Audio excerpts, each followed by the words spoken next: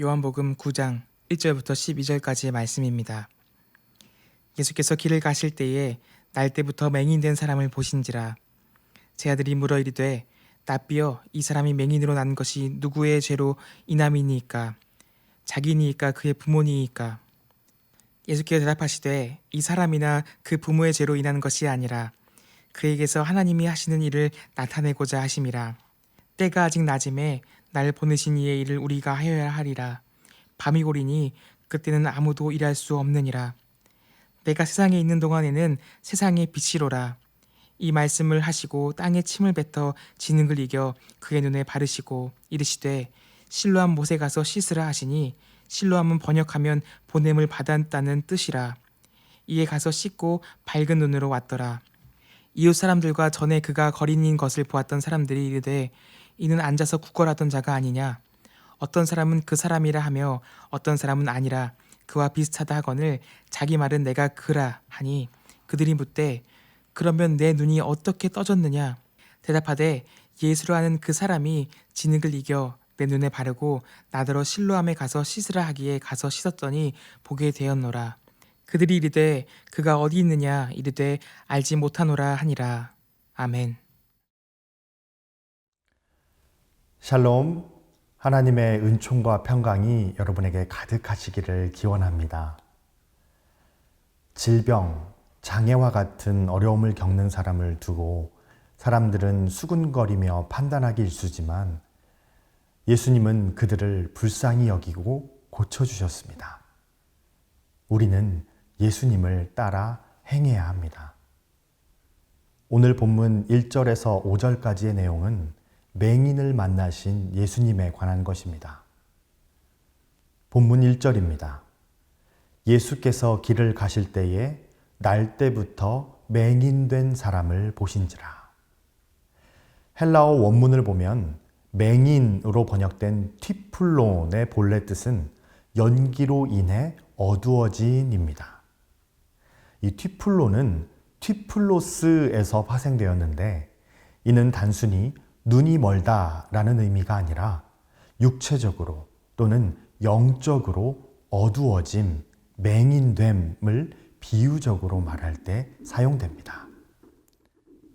본문에서도 역시 빛이신 예수님과 대비되어 그분을 알아보지 못하는 어둡고 눈먼 세상을 비유하는 의미도 포함한다고 볼 수 있습니다.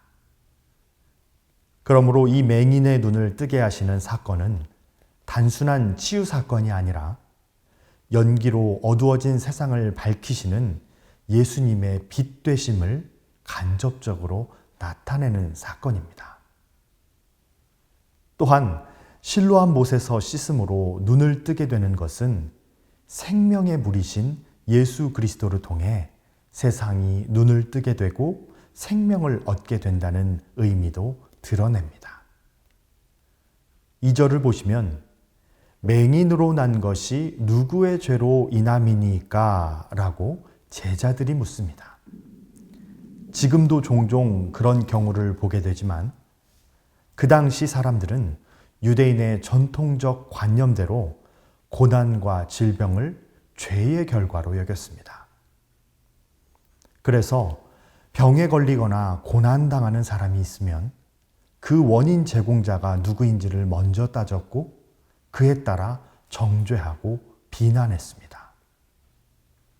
하지만 주님은 누군가의 탓으로 돌리는 시각을 바꿔주십니다. 제자들과 전혀 다른 시각으로 그가 맹인된 것은 하나님이 하시는 일을 나타내고자 하심이라고 말씀하시며 그에게 자신이 세상의 빛이심을 알려주십니다. 원인을 분석하느라 과거의 메인 관심을 목적 중심적이고 미래지향적으로 바꾸도록 유도하십니다. 즉, 모든 일에서 하나님의 영광을 나타내라는 것입니다. 중요한 것은 우리가 겪는 문제의 원인이 아니라 그 문제를 통해 우리가 경험하는 하나님입니다. 사람은 누구의 죄가 더 크냐에 관심을 쏟기 쉬운데 그것보다는 하나님의 은혜가 우리가 지은 죄보다 크다는 사실을 깨닫는 것이 더 중요합니다. 모든 사건에는 하나님의 섭리와 뜻이 있습니다. 그 뜻을 알고 하나님을 알아가는 것이 더 중요하다는 것이죠.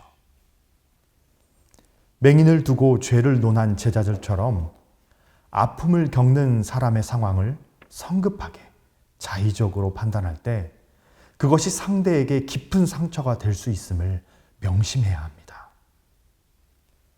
세상의 사고방식을 따르는 것이 아니라 예수님처럼 하나님이 하시는 일을 보는 시각이 필요합니다. 질병과 장애를 겪는 사람에게 죄의 문제가 있다면 그가 죄를 회개하고 회복하도록 기도해주면 됩니다. 또한 그가 끝까지 믿음을 지키고 하나님이 그의 질병과 장애를 치유하심으로 그분의 영광이 나타나도록 기도해야 합니다. 6절과 7절을 보시면 믿음과 순종을 요구하시는 예수님을 만나게 됩니다. 예수님은 자신이 세상의 빛이라고 말씀하신 후에 하나님의 일, 즉 그를 치유하는 일을 행하셨습니다.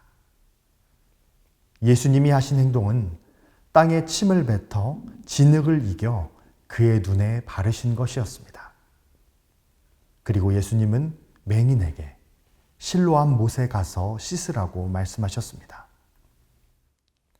실로암은 당시 히스기야 터널을 통해 예루살렘 성 안으로 들어온 물을 저장하는 곳이었습니다. 그래서 보냄을 받았다라는 의미의 이름을 갖게 된 것입니다. 실로암은 예수님이 4절에서 나를 보내신 이라고 번역된 헬라어 분사의 기본형과 동의어입니다. 예수님은 종종 자신이 하나님에 의해 보냄받은 자임을 말씀하셨습니다. 실로암 연못이 보냄받은 물이라는 것과 예수님이 하나님에 의해 보냄받은 생명의 물이라는 것이 연결됩니다. 또한 예수님은 7장 38절에서 실로암 연못에 물을 뿌리는 유대인들에게 내가 보냄받은 자다. 나를 믿는 자는 그 배에서 생수의 강이 흘러나리라고 말씀하셨습니다. 하나님에 의해 보냄받으신 예수님께로부터 보냄받은 맹인이 보냄을 받았다는 의미의 실로암 물에서 씻고 눈을 뜬 이 사건은 예수님이 부정한 것, 즉 죄를 씻어내시는 생명의 물 그 자체이심을 나타냅니다. 한편 맹인은 아직 눈을 뜨기 전이었으므로 그곳까지 가기가 쉽지 않았을 것이나 예수님이 말씀하신 대로 가서 씻었고 그러자 눈이 밝아졌습니다.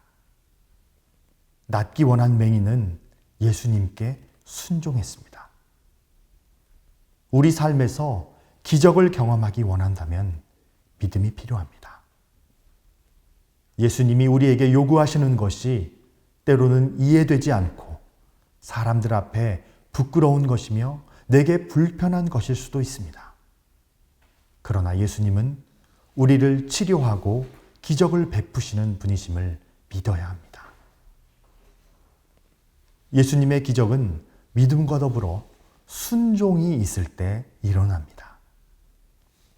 땅에 침을 뱉어 진흙을 이겨 그의 눈에 바르시는 예수님의 행동이 바로 자신을 치료하기 위한 것이라고 맹인은 믿어야 했습니다. 또한 실로암까지 가서 씻으라는 예수님의 명령에 순종해야 했습니다. 그러한 믿음과 순종이 있을 때 그는 앞을 보게 되었습니다. 예수님이 요구하시는 것이 선한 것임을 믿을 뿐만 아니라 그분의 명령이 무엇이든 끝까지 순종할 때 우리가 회복되는 놀라운 기적을 경험할 수 있습니다. 예수님은 우리 개인뿐 아니라 가정, 교회, 학교에 그리고 직장에 기적을 행하실 능력 있는 분이십니다.